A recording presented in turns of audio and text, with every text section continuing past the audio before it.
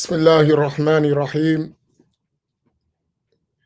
الحمد لله رب العالمين، والصلاة والسلام على رسول الله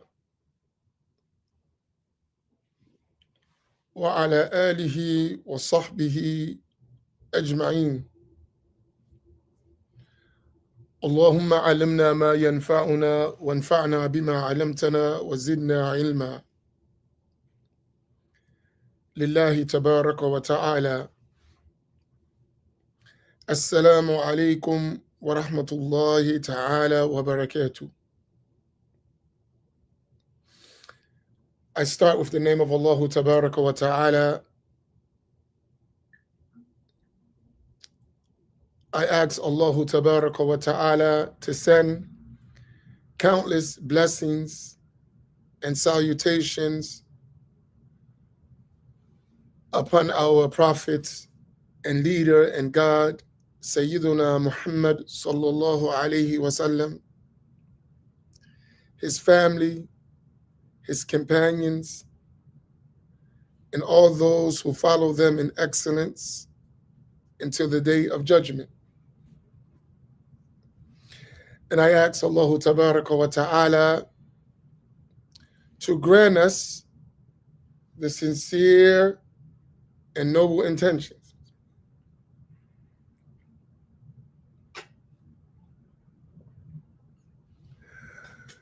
I pray that all of you are well,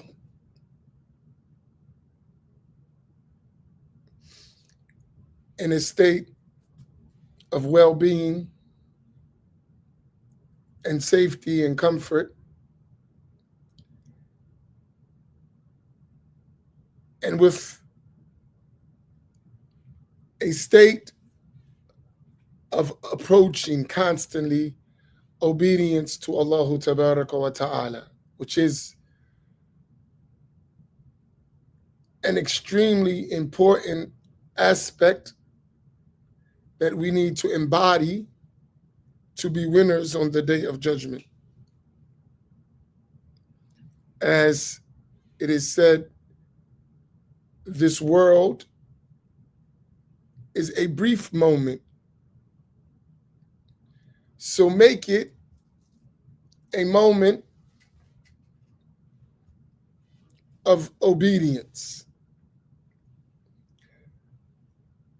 I was pondering and reflecting on last night's Black Imams Roundtable, which the title of it was Followership. What does that mean for us? And there is something there that I believe we need to reflect on. We need to ponder on.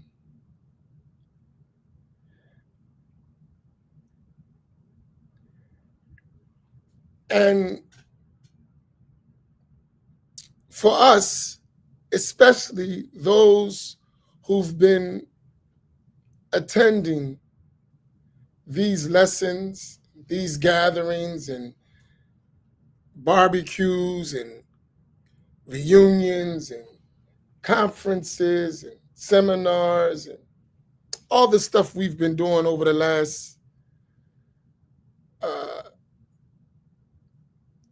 years, 5, 6 years together, till we've formed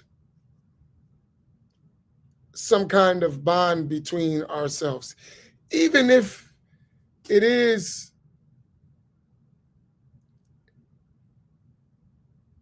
not as strong as we would like it to be. And I would be the first to say, our bond is not like I would love to see it. I would like that kind of bond that is mentioned in the story of the companions, radiallahu ta'ala anhum, on the battlefield. And it's asking for a lot, but I would love to see it. that one time it is mentioned that they were on a battlefield. And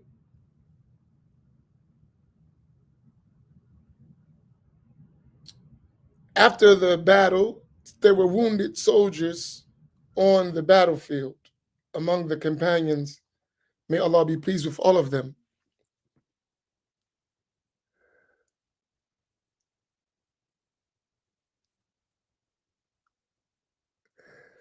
So one of them was laid out on the battle, and someone came him to give him something to drink to help revive him.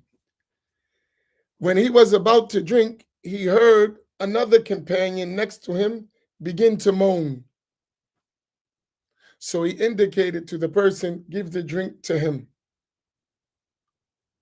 And when he got to that companion and he was about to drink, he heard one next to him moan. And he indicated, give the drink to him. When he got to the third one, he had died. The second one had died. And the first one had died. All of them preferring their brother in Islam over themselves.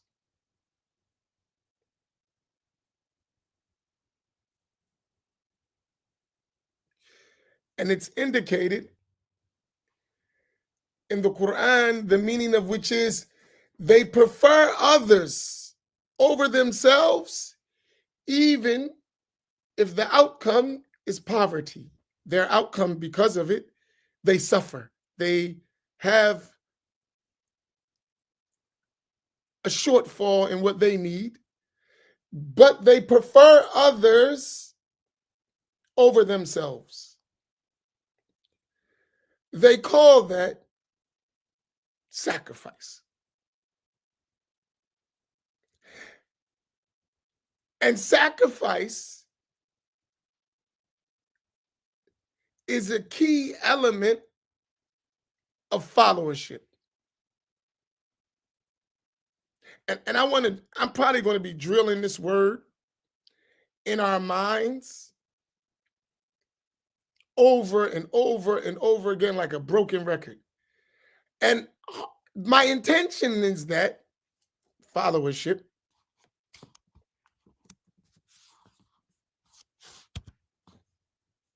my intention in that, when I say followership,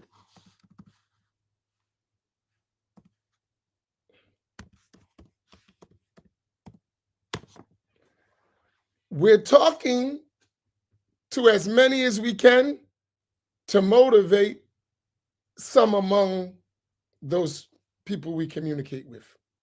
So, on here, you may talk to 100 people, say in a given class, right? You would like to reach all 100, but really that's not realistic. If you reach 2 out of that 100, even 1, and that one person becomes one who is willing to sacrifice and contribute to our shared objectives in every aspect, that one person will be like that 100.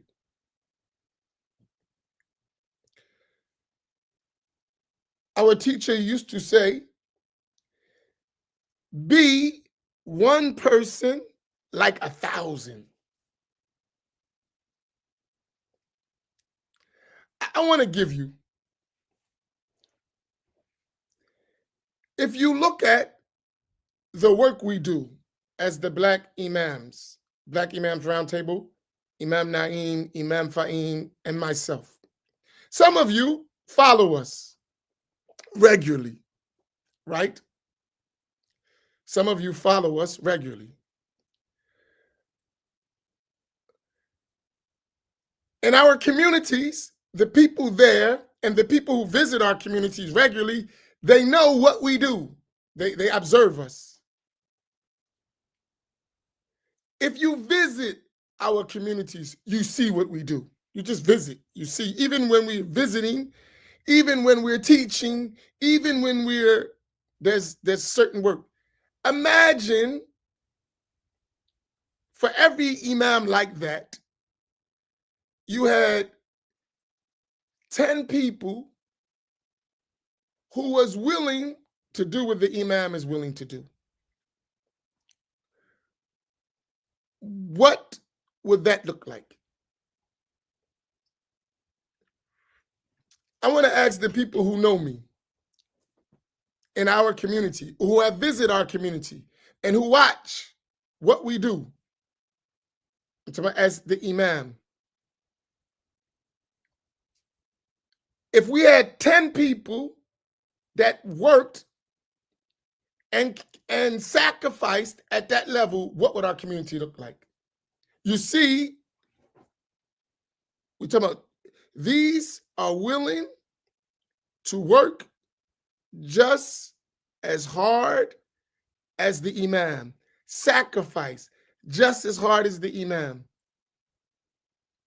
Whatever that looks like to you, what would be the result of that in your community? That's a question, quickly. So some of you know us.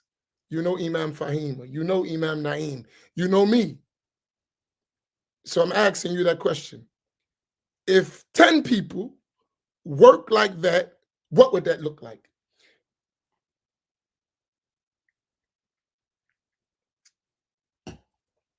I'll give you an example.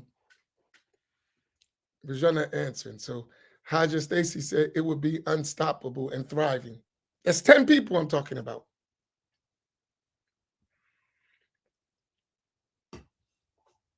Right? Just 10.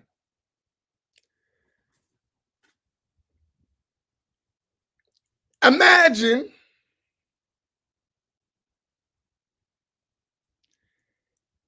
if we had those 10 people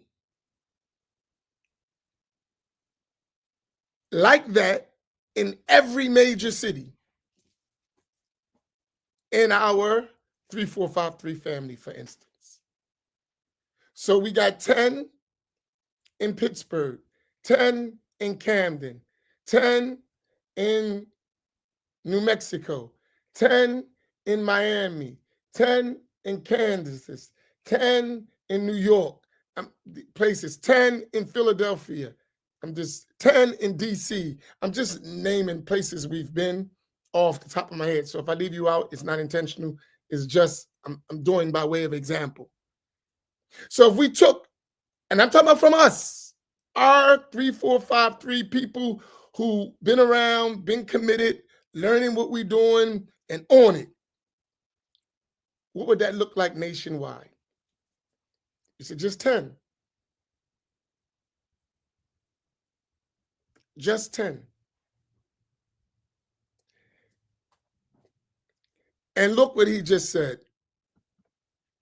My cousin Stanley, may Allah reward you. For me, that would be the first thing I'm looking for.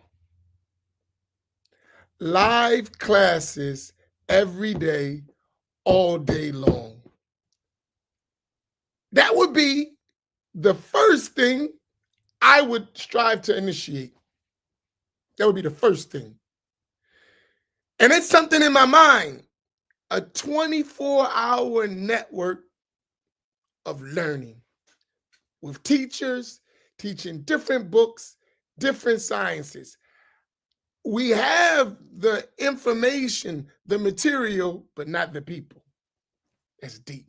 That would be the first thing that I would go for. We would learn. And that's, for me, that is very significant, that we recognize how important that is. By the way, I am working on that. It's not easy, but something gives me a very strong feeling we're not as far from that as we may think we are.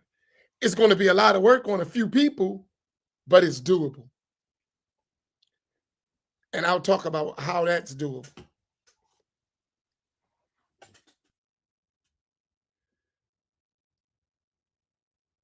Now you got those people, you have to remember these imams, they don't just teach, they sacrifice their money and their selves. They, listen, inshallah, Allah accept that all of it is sincere. Even if it's not sincere, that's the fault of the imam. That's his fault. He's going to deal with that on Allah. But the work, the example of the work ethic is there, right? Now, the one who does it needs to be sincere. So even if it wasn't sincere, we need the ethic. We need the example. We need to follow a model of the outward implementation. Now, fix the heart if that's your problem. It's not sincere, whatever. It's for the dunya, whatever the inside stuff is that we have no way of knowing anyway, that's between that person and Allah Tabaraka wa Ta'ala. But I'm talking about what you show me on the outside. Why? We judge by the zahir, we judge by the outward. No one knows what's in the hearts.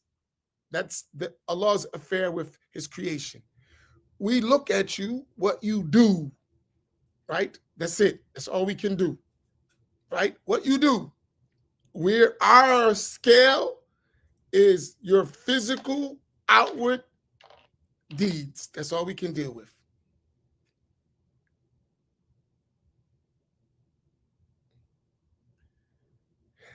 And what I'm saying, those leaders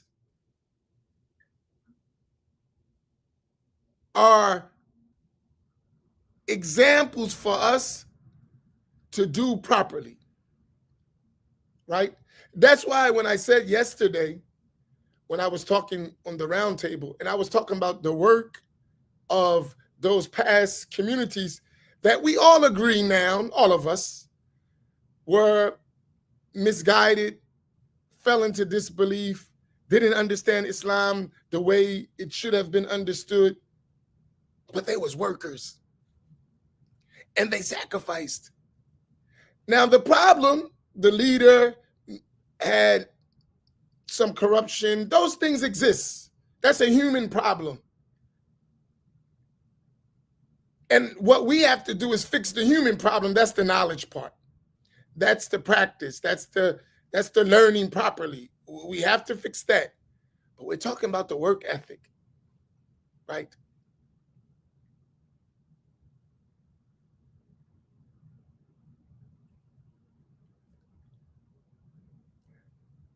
We had this discussion yesterday. Like I told you, I had this beautiful meeting with imams, part of this project we're working on.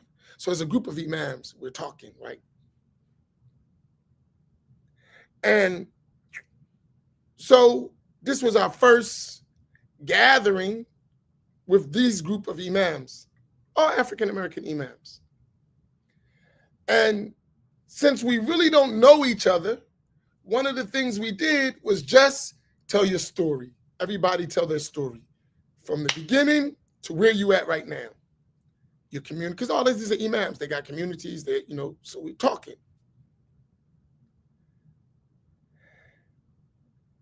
And especially the elder imams, some of them were elder, some were younger, but some were older. When they started telling their past story, you could see their faces were just gleaming with light.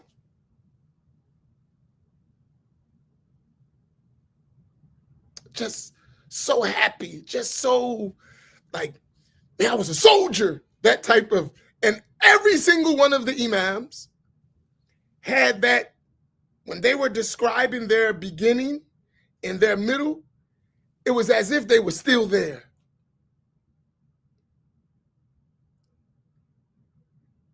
And some from New York, some from Philadelphia, some from Jersey, some from other places, different places where they got their start, right?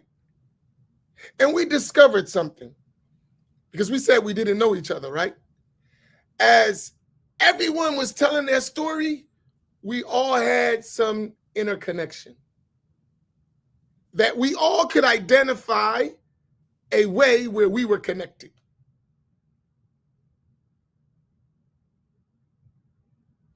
And where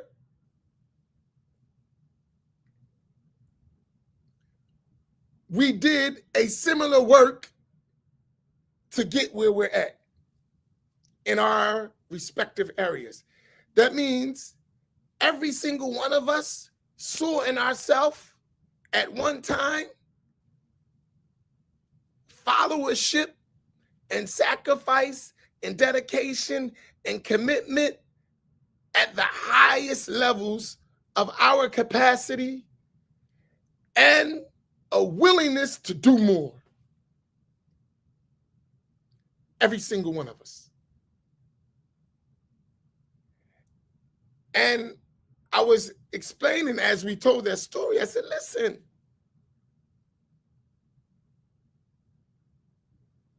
that which we did before shows us that we're capable. That spirit, we need to keep it going and instill it in others. Because you have to have this idea of don't tell your story keeps us with low aspirations.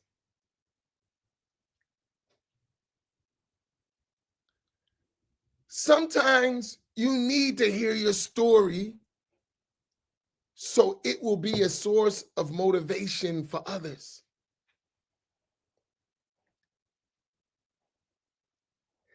Sometimes what we be talking about, people don't do it because they don't believe it's possible. I can't do that. Yes, you can. Yes, you can.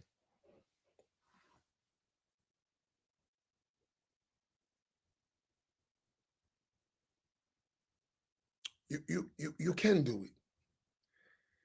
Just say you don't know how. And now that's where followership comes in.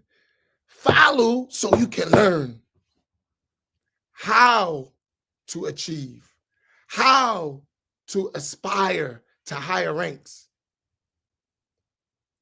We did it as a community. But if you look at our success, even when we have flawed leadership in terms of morality or ethics, we had strong followership that was able to fuel that engine.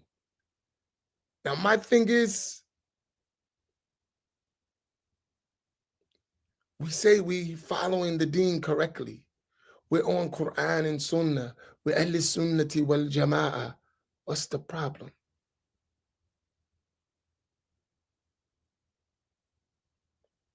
For us, is this issue of sacrifice, commitment, high, lofty aspirations.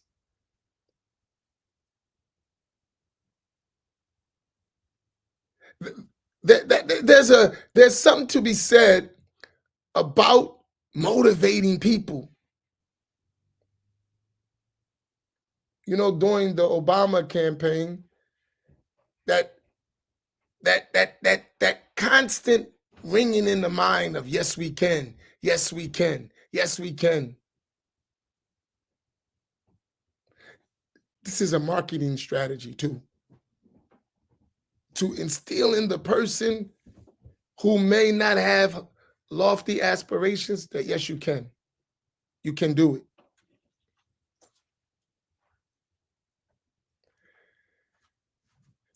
And I think for us, we need that because we must do it. Not only yes, we must do it if we understand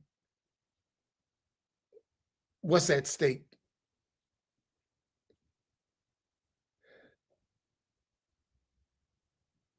This individualism among us is killing us as a whole.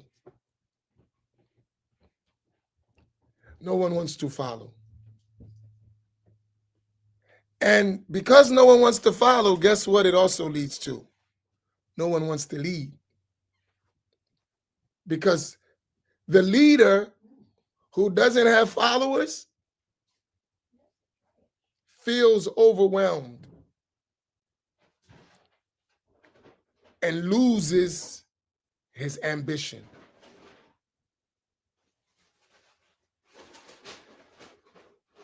So the followership is essential for progressive leadership.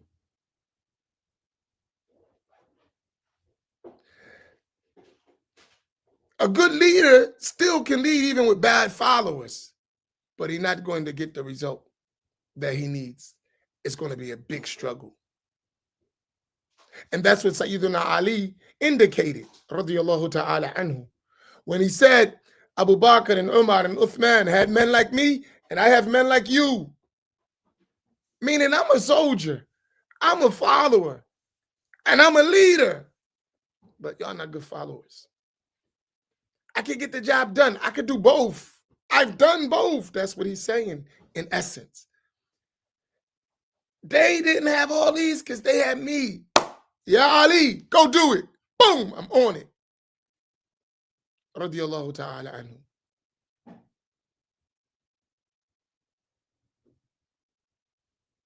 I'm sick. I'm tired. My wife is on my back. But I hear and obey. I'm in it. That's Sayyidina Ali. That was the companions. Radiyallahu ta'ala anhu. I'm down. I'm ready to go.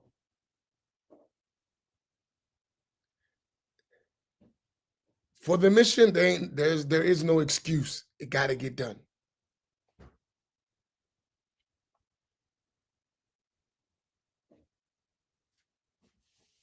And that's something we need to think about. So I'm really in my mind. I saw something yesterday. I was with a leader and I was watching his followers.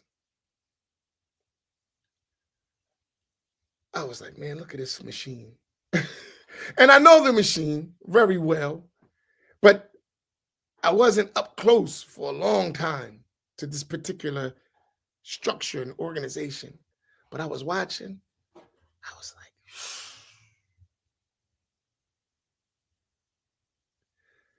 but one of the key things I saw in there is they have a unified mission, goal, and vision. A goal they have and a vision. They're unified upon that. This is very important. That's why I say all the time, I don't hesitate who we are with 3453. This methodology, our essential way is Aqidah, Fiqh, and Tasawwuf. I don't hesitate with that. I don't beat around the bush. I don't act like that's not it. In Aqidah, we are Ash'ari or Maturidi. That's us. I'm not talking about nobody else. I'm talking about us. Whenever you come to this platform, in the creed, we are Ash'ari or Maturidi. Because sometimes we have, right? That's our methodology. We don't hide it. We don't use other words to act like, we say no. When you're listening to me, myself, when you're listening to Imam Naeem, when you're listening to Imam Fahim, our intention, our objective is to teach you the creed of the Ash'ari, Ahl Sunnati wal Jama'ah. That's our mission. Whenever we're talking about the issues of belief, we're trying to explain to you to the best of our abilities. Maybe we may make mistakes here and there. We're humans, right? That's a given. Human beings make mistakes. They forget. That's normal. But our intention is that when you leave from us, you have the creed of the Ash'aris. You have a Sunni Ash'ari creed. And we followership, the methodology of the great Imam Abu Hassan al-Ash'ari, radiyallahu ta'ala anhu, who took his knowledge with an unbroken chain of narration to his teachers and back to the Prophet sallallahu alaihi wasallam, and we took that from our teachers back to Imam al-Ash'ari radiyallahu ta'ala, and the methodology of understanding of the creed was codified by that great Imam. That's where we at. All of us need to have that similar understanding for our collective work to really be effective. You cannot have another way. It doesn't work. It is extremely important that we're united on the foundations of the creed. There are details, there are branches, yes, that exist. But the foundational creed of Ahl Sunnati wal Jama'ah, we don't differ at all. I'm going to play Imam Naeem playing me for a minute. Is that clear?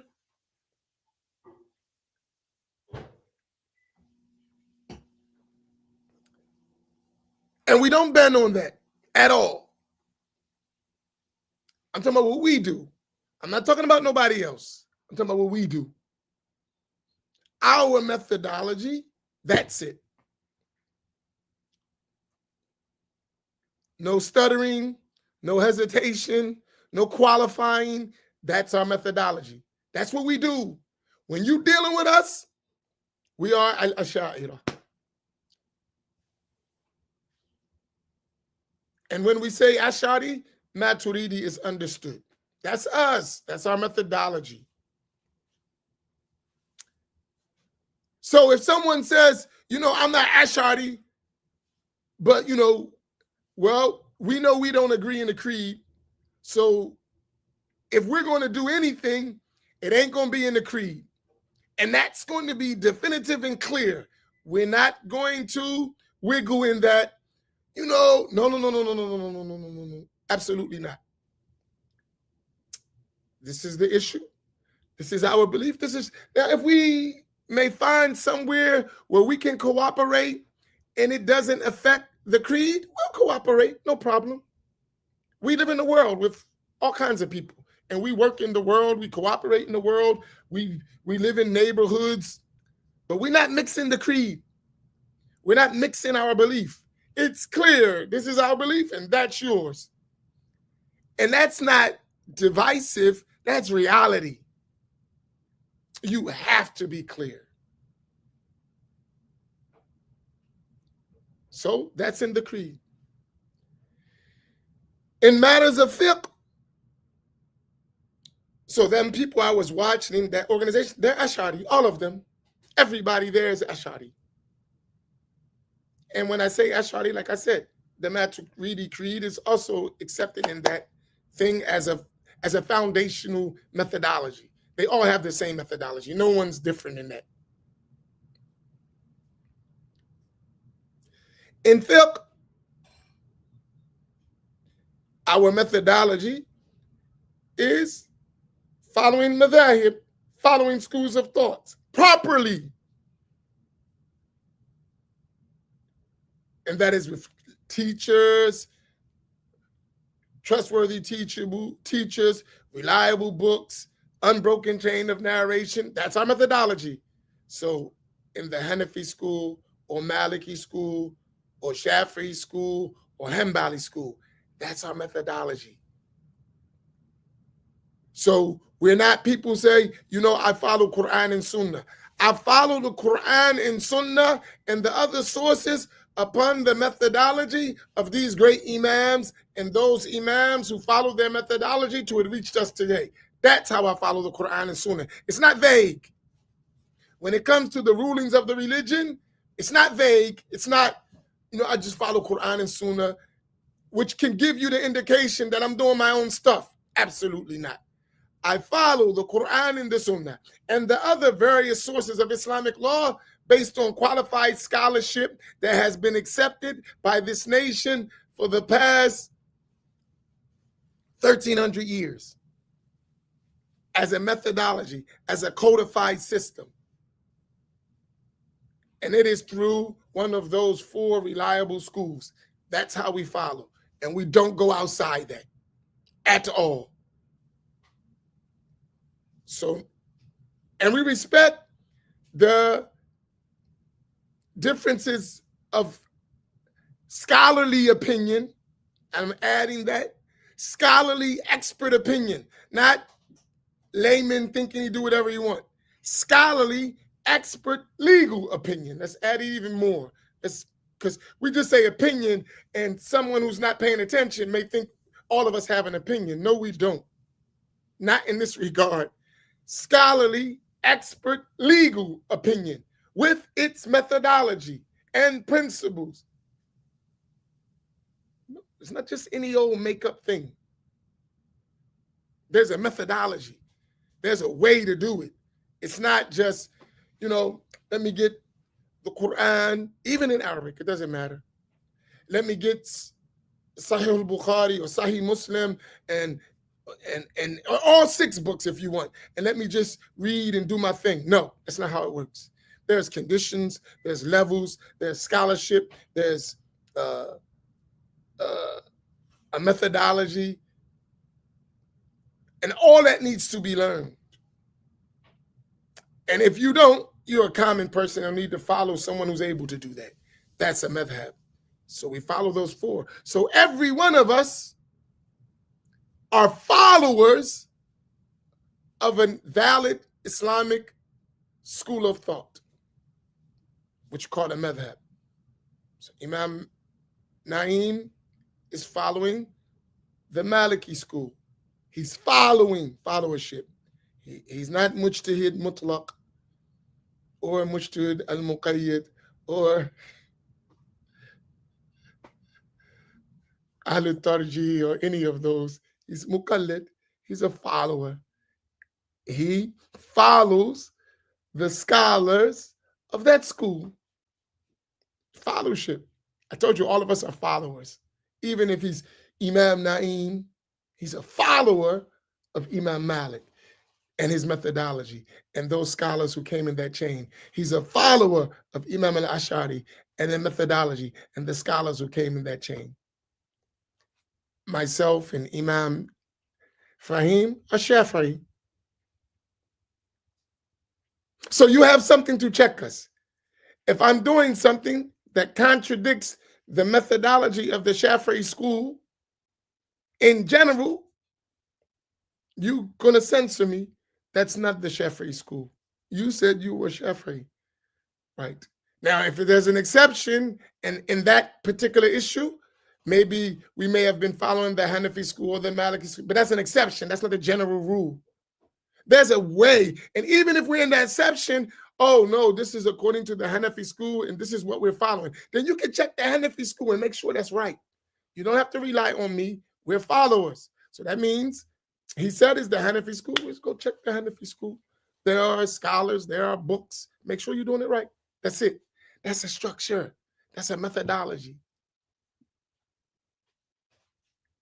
And for us, that's what we must do in terms of followership so that we have a shared goal and objective and values that we all agree upon. So if we're doing outward transactions or acts of worship, we have a scale to weigh if something is valid or invalid because we have a methodology. It's not an argument between me and Imam Naim when he does what he does or I do what I do. If he's doing something, I'm going to look at the Maliki school and say, is that the school of Imam Malik? And it's always going to be a way to settle that. Let's go to the scholars. Let's go to the books. He'll do the same with us. If it's the Shafi'i school, if we have a Hanafi, is that we have something to weigh it. It's a methodology. It's not what I think. I read a hadith and this is how I interpret it.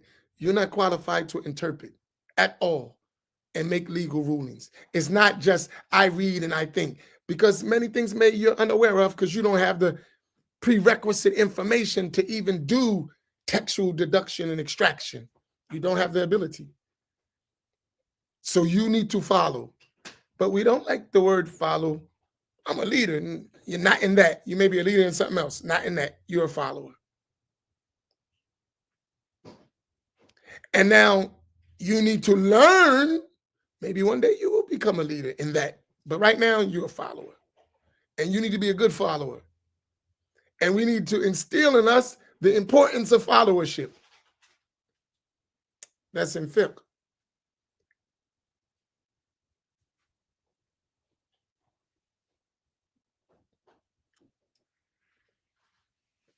Then we have to overcome our stuff. And I'll leave it at that. We have stuff. That stuff that we need to overcome, a lot of it's inward. Heart matters. That's tasawwuf. That's Sufism. We are following the way of tasawwuf, Sufism.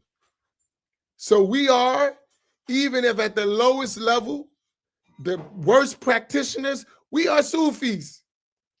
I'll put it up. We are Sufi. And you use the English S, y'all know what I'm talking about.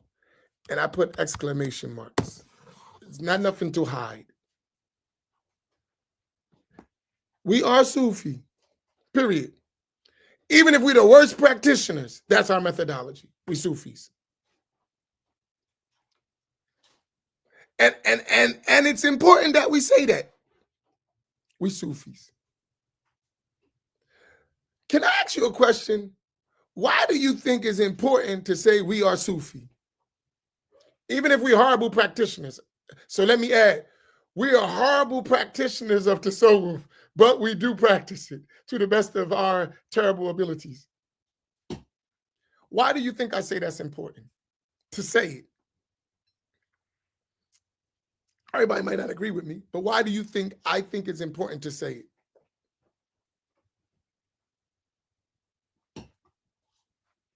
Jump in. Feel free, Imam Sufi, Imam Fahim. Why is it important to say it? That's right, sister. Because it's a part of Ahl Sunnati wal Jama'ah.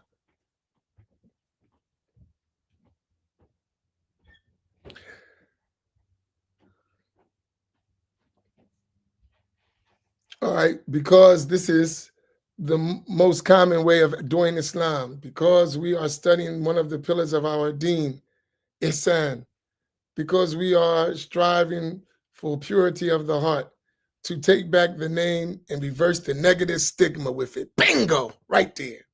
All of them are correct, but that's what I was looking for. Because we've been bullied intellectually and emotionally that Sufi is a bad name and it has a negative stigma with it. And we saying, no, Sufi is a good name and it is the excellent way of following the Prophet sallallahu alaihi wasallam.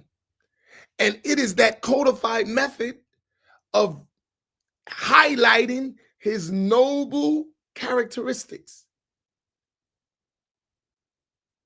It is the embodiment of following the Prophet sallallahu alaihi wasallam inwardly, which would help you outwardly. That science is called Sufism, at-tasawwuf. And it has been a part of Ahl Sunnati wal Jama'ah as since the time of the Prophet ﷺ, in form until it was codified by the great scholars of the Salaf and those who came right after them into paths, until later it became turuk, methodologies. But it is a part and parcel of this deen.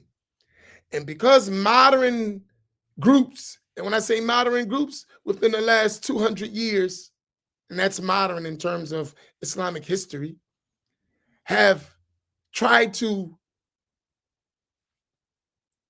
change the reality of tasawwuf and make it something as a blameworthy innovation when it couldn't be farther from the truth. And it has affected our community the most. The African American community got hit with it the most. And we have to fix that. Because we're actually redefining what the religion looks like to us.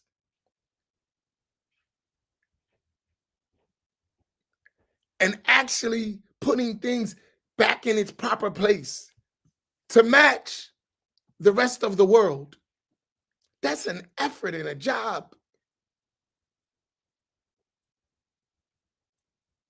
To get that done, the leaders are going to have to teach, but the followers have to carry all that stuff out. You need followership to do the job. They have to carry it out. The leader is only going to be so effective without the help of people.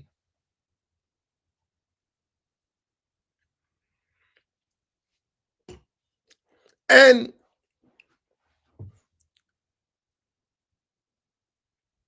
we have to learn the why of all that. And we have to take the time to do it.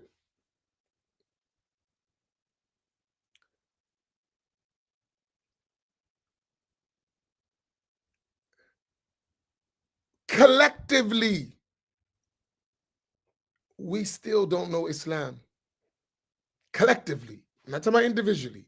I'm not talking about certain people. Collectively, as a group, the majority of us have not had proper access to learning the deen. And that's why we would have even been in groups that had all of this and we never recognized it. We was joined in because learning, intentional learning, was not highlighted in our journeys. That's why you have a person who been studying, been Muslim for 70 years, and we was in this movement, we did this, and you ask them, what was your methodology of learning? What were your books? Who were your teachers?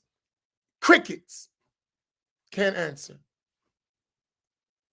What did y'all learn in fiqh? What did y'all learn in Aqidah? What did y'all learn in Tafsir? What did y'all learn in Tasawwuf? What did you learn in Usul al-Fiqh? What did you learn in Ulum al-Hadith? What did you learn in Riwayah? What did you learn in Diraya? What did you learn in Sirah? What did you learn in Arabic language? What did you learn in grammar? What did you... The various sciences. Crickets. Nothing coming, you forget about it. We have to change that. Do you understand? Just anywhere you go in the world and someone studied Islam, they could tell you that. I learned this and that. I learned this and that. I learned this and that. I learned from this one and that. I learned from this one and that. I didn't learn this. I need to learn this. I learned a portion of that. I didn't learn this. I learned the first section in this book. That's traditional Islam. In our communities, no, we have to fix that. And listen, that's not a blameworthy thing. No one actually told us.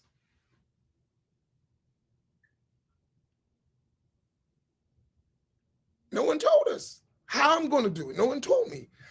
I mean, yes, I should know after learning, but if I was never given access to learning, how do I know? We don't know. No one told you. You're not a bad guy. No one told you. Now someone is telling you, you have to learn. And for us, here's the other catch. I realize this. For us, we have to do that. Someone else can help us, but we have to do it. We have to develop among ourselves a love and a trust for each other. We have to. It's essential. It's not sufficient to pass the buck to someone else. All right, we'll just let you do it. You can help, and we need to help, but we have to control it for our own honor and dignity as a people.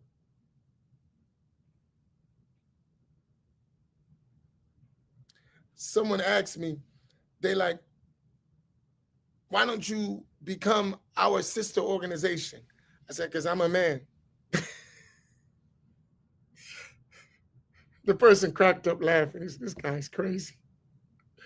He said, why don't Masjid Muhammad become our sister organization? I said, because I'm a man.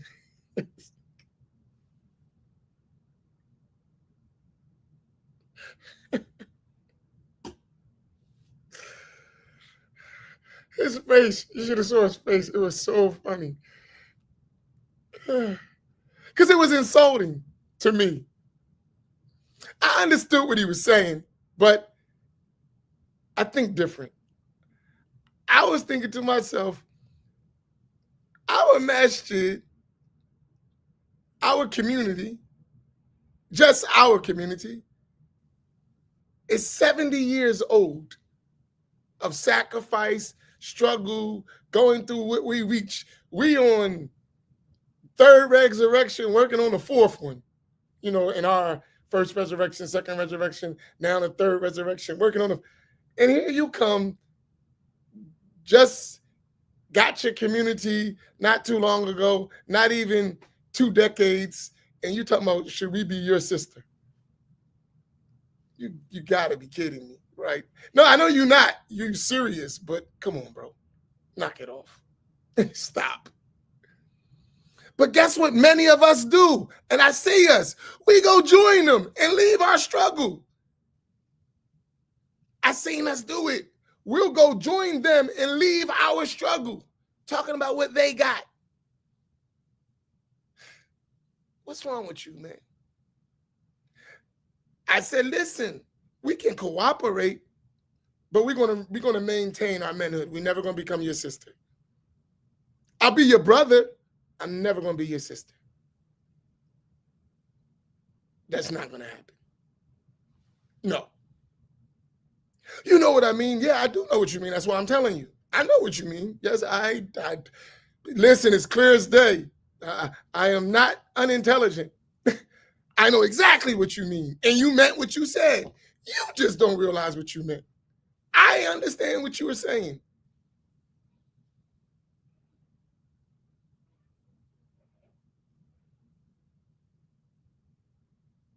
Because you didn't say, why don't we become your sister organization?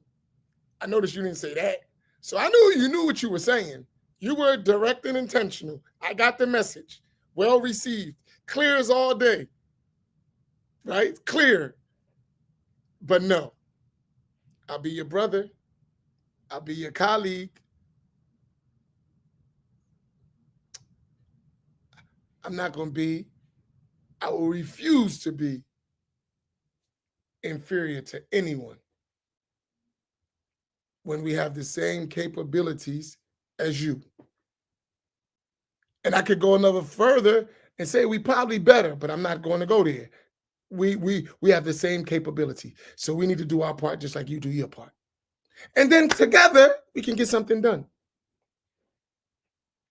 This concept of us, our community, always must be in the inferior position, you know, this is a problem. And we got to stop accepting that. Not out of arrogance, out of honor and dignity. You deserve it. You deserve it.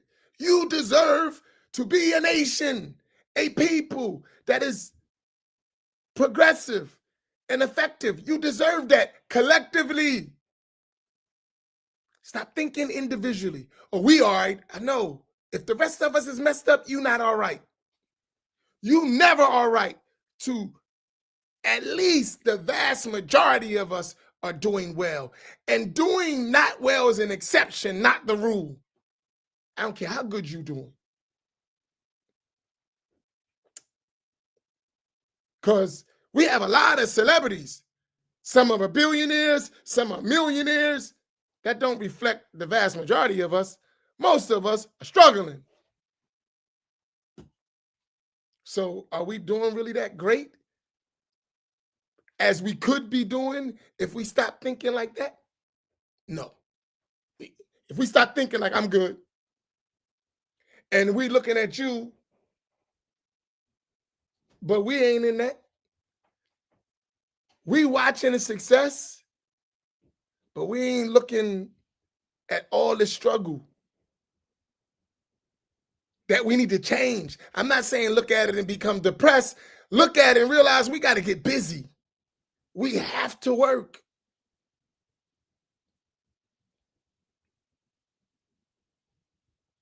We have to work. We have to lead by example. We have to be diligently trying to change our condition. It ain't no excuse. And listen, we men. We're men. Because in Islam, you know, the man is the imam. You can't have a woman imam. You can have a strong woman supporting and doing, and they should be there. The imam is a man. So we need men. The woman has a role, and a significant role. It's not out front, in front of the men. Sisters, don't let nobody tell you that lie. Some of us want to be men. Some of us believe we have to be men. No, you need to make some men. You're not a man, no matter how hard you try to emulate a man, you're not a man.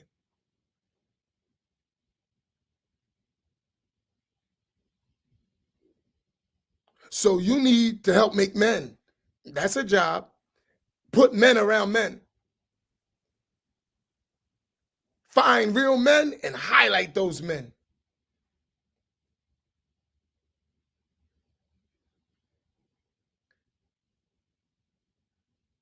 And sometimes we talk in a way, they'll be like, man, them guys is arrogant. No, I ain't arrogant. Now, that's not it. I'm trying to make you a man, right? Because I need men. We need men. So I have to talk to you in a way that something inspires in you. The Joker think he is. I'll show you. I don't want you to do it for me, but I want you to do it. So if that's the way to get you to move, all right, no problem. Get moving. Sometimes we need that. I remember my grandpa. He was a wild dude, man. He used to come to our sports games. Man, that Joker would be going off on us. Right?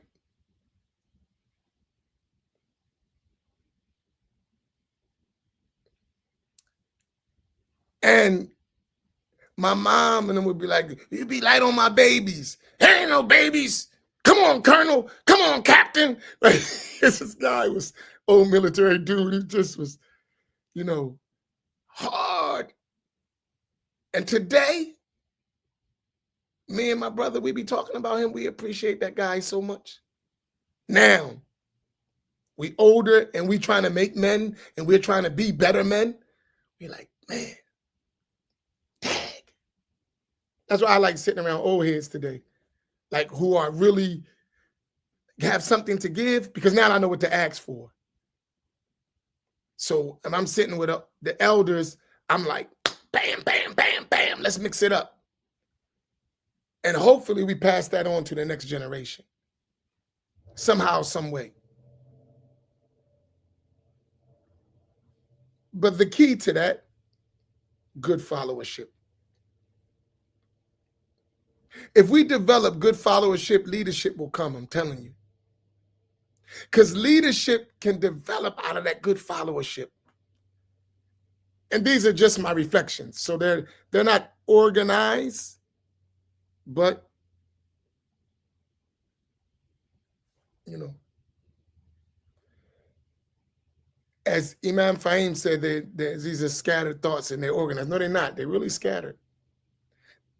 They just seem sometimes organized, but I just think I don't even like to organize sometimes when I'm because it takes away the passion of it. When it's all structured and blah, blah, blah, it don't have the same feeling. It's like robotic, you don't mean it. Nah, just say what you mean and mean what you say. Right? It feel even better. Say what you mean and mean what you say. And it may not always come out pretty. But if we men, we can deal when it's ugly. And if we're strong women, we respect a strong man. If we're strong men, we can deal with it even if it come out ugly. I hate talking to somebody and they start searching for words to soothe my emotions. I'm a man. Speak your piece, bro. Go ahead. I can take it. I don't have thin skin. Go for it. Right? Like you don't gotta hey, listen, I know you emotionally weak, so let me say this so you don't get hurt. Man, say it. Say what you gotta say. And I'm not saying try to be mean and raunchy, but if sometimes that gotta come out that way, go ahead, go for it. I can take it. And we need to be able to take it. We can't be sometimes truth is harsh realities. Sometimes you gotta be able to take that.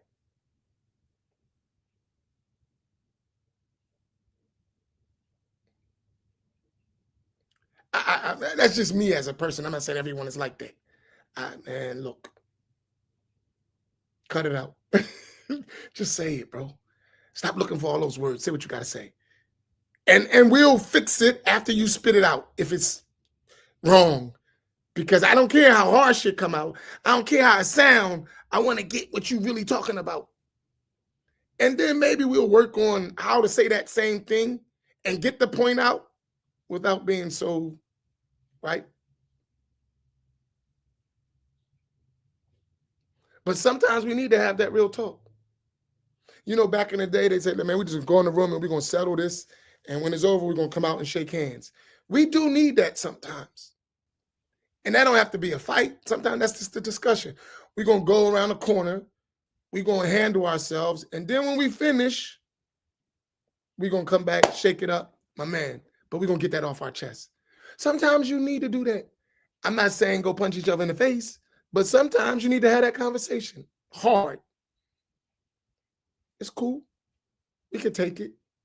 We've been taking much more from Mr. Charlie for generations. Now, when it comes to us, we can't take nothing. You've been taking it from Mr. Charlie and still taking it from Mr. Charlie and smiling while giving you the business. But if one of us give you the business, oh, I'm hurt. How could you do that? Mr. Charlie been doing it to you for hundreds of years. You ain't said nothing.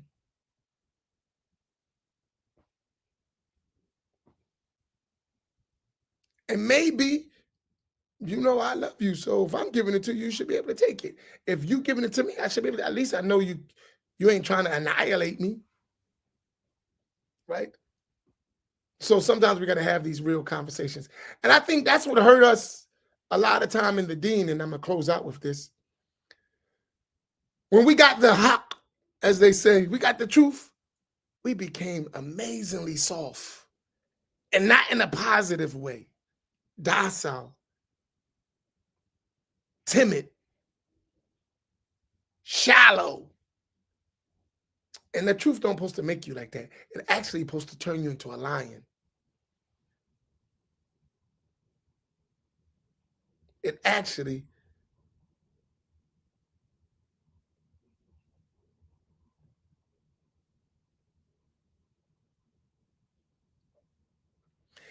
supposed to make you a lion. That's how we should be. And don't think being a lion always means you violent. It doesn't. That's false, right? That's a false equation. He's a lion and violent. Not necessarily. A lion sometimes, because he's a lion, don't have to get violent. They go the other way when it comes to that lion. They don't have to fight. Ain't nobody bothering him. Just the fact that he's a lion sometimes stops him from having to be violent. No, he has the potential, and he will be violent if necessary. But being that lion sometimes is a protection.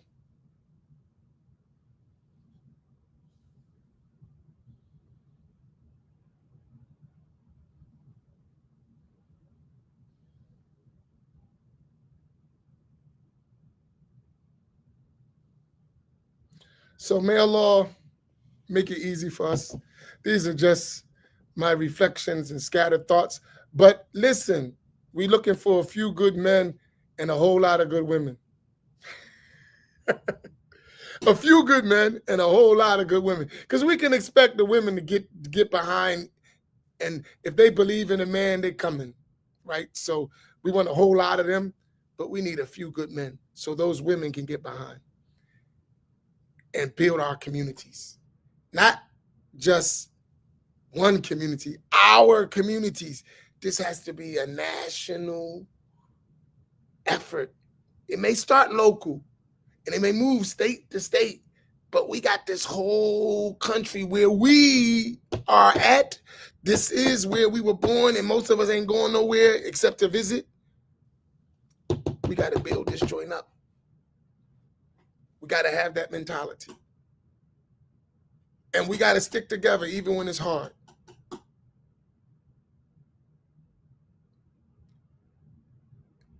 But in order to do that, we got to have some real talks. Stop running from real conversations. Stop being, you don't want to have I don't want to argue. No, you don't. They ain't got nothing to do with arguing. You can't handle a real conversation. You don't want your ideas challenged.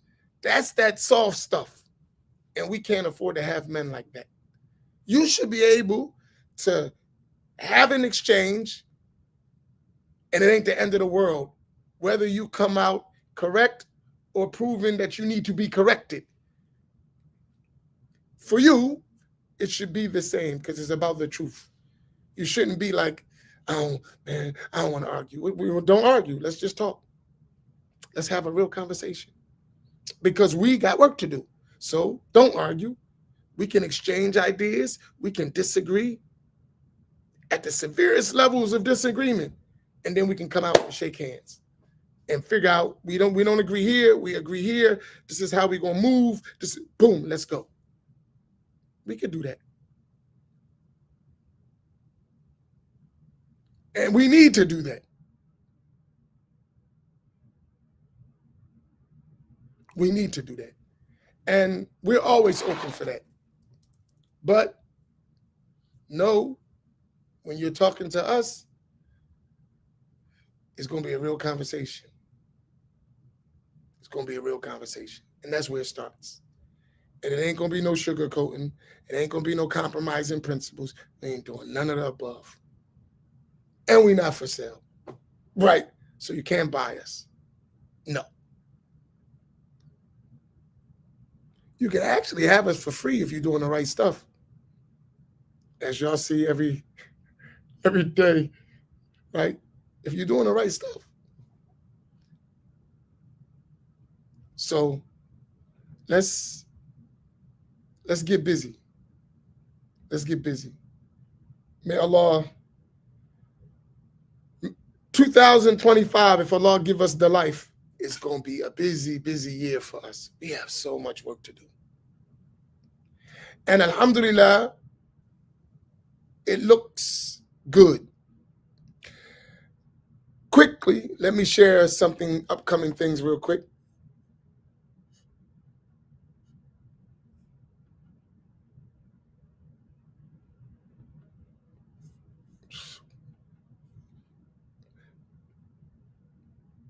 Sure, where is the flyer?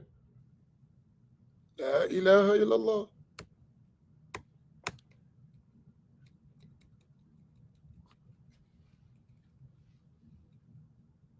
The flyer, the flyer, the flyer. Mm.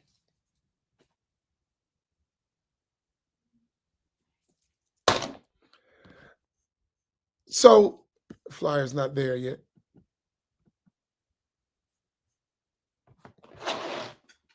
January 3rd. Is it 3rd?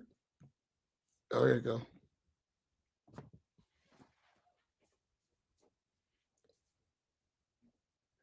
This is our first event of the year. It is going to be the continuation and review and completion of in-person. Where's the link in the thing? Could you put the link in the thing, please? May Allah reward you and increase you.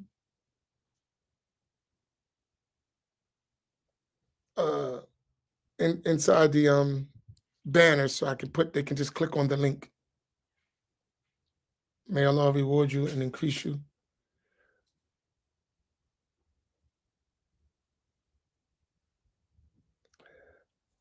There's nothing like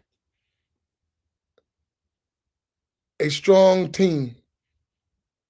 And alhamdulillah, Allah blessed us with a strong team. And everything that we do is because of those strong women behind us. And we should never forget them. When you see imams doing their stuff, their wives and families are in the back sacrificing, sometimes in front, sometimes in back, they're different roles, but they're always there. So make dua for our families, our wives, our children who sacrifice us as well. It's not just one person sacrificing. Hold on 1 second. Give me 1 second.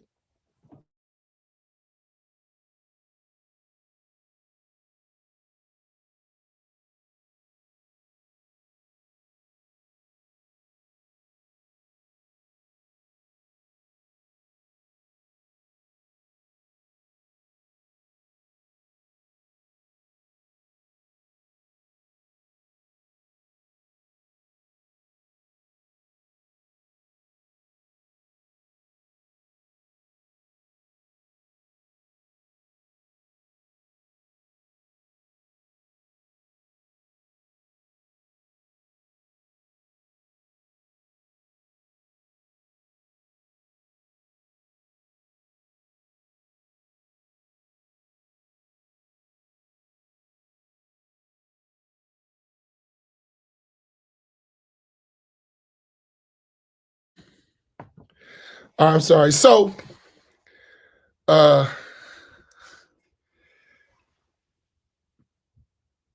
this is the first program of the year.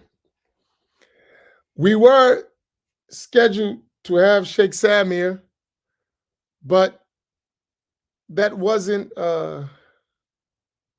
facilitated like we needed it to be. So we're going to put that off and we're going to finish what we started, but we're going to take 3 days. So it's going to be Friday night after Maghrib on January the 3rd, and all day Saturday and Sunday. So from 9 to like 5, we usually start 10, 11, but we want to try to get early as possible so we can finish all what we started. And what is Aqidah, a comparative approach? It is learning the creed of Ahl Sunnati wal Jama'ah. So every time we gather, we're going to finish a small text. So last time we gathered, we read the complete text of Al-Aqidah At-Tahawiyah. This time, I plan on doing 2 texts, 2 small texts. And those texts, which will explain the creed of Ahl Sunnati wal Jama'ah, then we're going to show where other creeds that exist in our communities contradict Ahl Sunnah and how to answer those contradictions so that we don't fall into them. Fall into them. There is an old saying: the one who doesn't know evil is likely to fall into it. So the base is to show you the correct creed of Ahlul Sunnati wal Jama'ah. Then to show you where people have went against that creed and how to respond properly to that deviation. So it's extremely educational. Not arguing, not debating, educating you so you don't fall into the traps that have been laid out, and especially in our communities. With names, with books, with examples, so that you understand. Because I think, in my opinion, and from my experience, we don't know the difference. And that's why we keep falling into deviance. We don't know the difference. We can't distinguish intellectually sometimes because of a lack of access, not because we're not intelligent. No one gave you access to it. So you don't know the difference. I was listening to a guy the other day. We're talking, and he's talking about people. I said, this. He said, I'm not Wahhabi. That's what he said. I'm just Muslim. And everything he talked about was Wahhabi doctrine. I was just listening. I said, that's what the point. We have to educate our people. I'm not a Wahhabi. And everything he said, the so-called scholars he quoted, Wahhabi. Books he quoted, Wahhabi. He don't know. Not because he wants to. He actually don't believe he's following what he's following. He don't know. And he has no idea what is the Ahl Sunnah references. He don't have no idea. He doesn't know. Because that's all that's available to him. And access has not been granted. Access denied. So you don't argue with him. He needs to be educated. He doesn't know. That's not a debate. You don't even know what you don't understand what you're saying. So we're trying to clarify that. And some people, they don't want to know. Don't tell me. Well, how are you going to learn if no one tells you? Oh, we don't need to talk about that. Yes, you do. You don't know. That's why you keep making the same mistakes. And some of them mistakes are real dangerous. You have to learn. You need to learn. Simple. And once you learn, then you understand and you won't make those mistakes. But if you don't learn and no one tells you, you're going to fall into the same mistakes.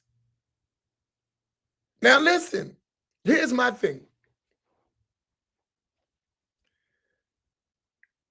If I understand you and you understand me, we can get to an understanding.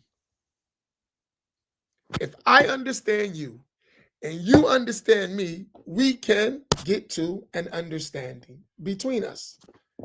But if I don't understand you and you don't understand me, how are we ever going to get to reach because an understanding? You know, we say we want unity, but we don't even realize what's dividing us. We want unity, but there are things that block unity, and you don't realize that.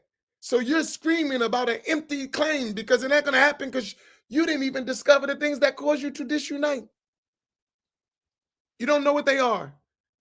And you're trying to bypass them, and they're the very things that don't let you move where you're talking about. Right?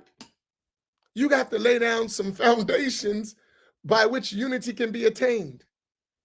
You have to. This is our approach. Is everyone clear about the goal and objective of this gathering? You will not, inshallah, walk out of Masjid Muhammad at the end of this and not understand. From our side. And we will take the time, that's why it's in person, to make sure everyone understands and can articulate. See, that's another thing. When we online, I don't know what we be gathering sometimes. Because sometimes when I be watching outside of the thing, I'm like, what is this person listening to? Did they hear us? They didn't understand. That's obvious. Right? So person to person, we can remove those barriers of misunderstanding because I'm right there. I can look at you. You can look at me. You can ask me. I can ask you. I can look at your face and see, this ain't clear. I hear what you're saying, but I look at you. You look, your eyes telling me you don't understand. And then we can go back and forth. We can sit together and maybe once somebody got an understanding, you don't understand how I express, this one who understood expressing the way you got it. That's the family. That's the group. So let's get it. And I'm working on at least bi-monthly gatherings like this. We have a lot of work to do. I have like some lofty aspirations for 2025 for our platform. So there's the registration link. Where's the link? Link inside. Down at the bottom.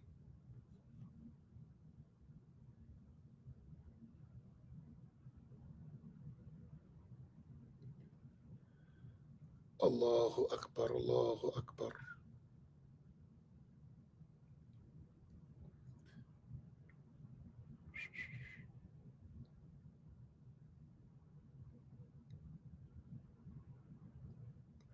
Allah, Allah, Ya Rab.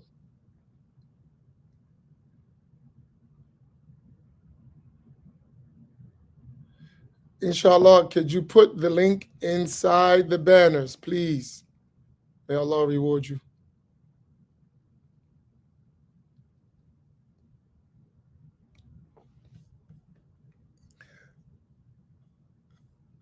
So that's the link, but inside the banners, inshallah, so that I can reach it.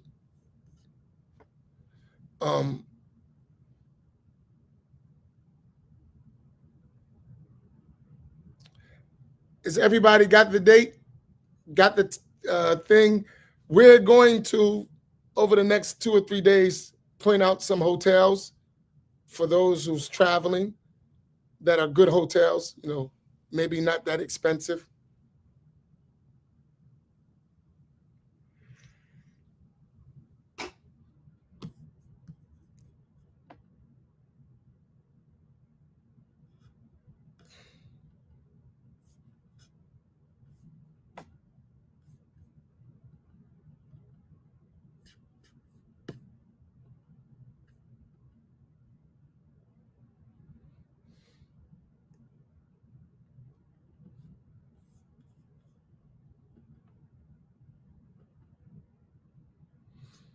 Okay, so the link is there in the, let me find it.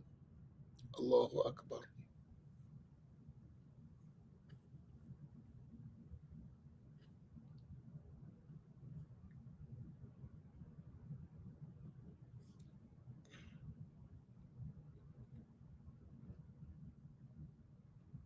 Okay. Alhamdulillah. And we'll have it up more tomorrow, inshallah. Every time we go up, we'll put it. It is a registration fee, is there, but you know how we do. We have food, so all the stuff always has a fee. And those, we're going to have some review sessions at night, probably, and summarizing some of it. But the actual event, we won't be online.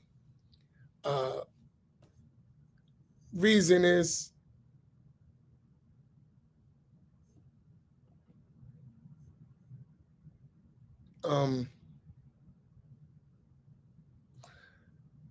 it kind of defeats the purpose. If it's online, people don't need to come. And we actually need to be together physically. So online is nice, but it doesn't serve the purpose uh, of what we really need to do. We need to be physically together in the same space, face to face, breath to breath, heart to heart, soul to soul. We need to feel each other, right? It hits different in person. It don't feel the same. It's like looking at a screen and talking to the screen. You see much more because you don't know like what what we really doing. This could be just all a big act. But when we physically together, you see what's really going. You see what we talking about physically, and it feels much different. There was a time when I didn't want to come online at all. I don't even like it. I prefer we sit in circles or in gatherings in the masjid and we get it. That's how I like it. But this does help because everyone cannot do that. But the way I would like to see it is how we learned in circles, in gatherings, in masajid, in the houses of our teachers, getting it line for line, page for page, book for book, different sciences. That's what I want to see in our communities if I have my desire fulfilled. But you need followership to do that too. You need people who want to be students, people who want to learn, people who want to sacrifice, people who are committed. All that is still needed. So, barakallahu fikum. May Allah reward you all. Please make dua for my family. They put up with me. They allow me to be with you. And, they sacrifice a lot. So keep my entire family in your dua, that Allah rewards them, comforts them, and grants them steadfastness in this work. Barakallahu bikum. Wassalamu alaikum wa rahmatullahi ta'ala wa barakatuh.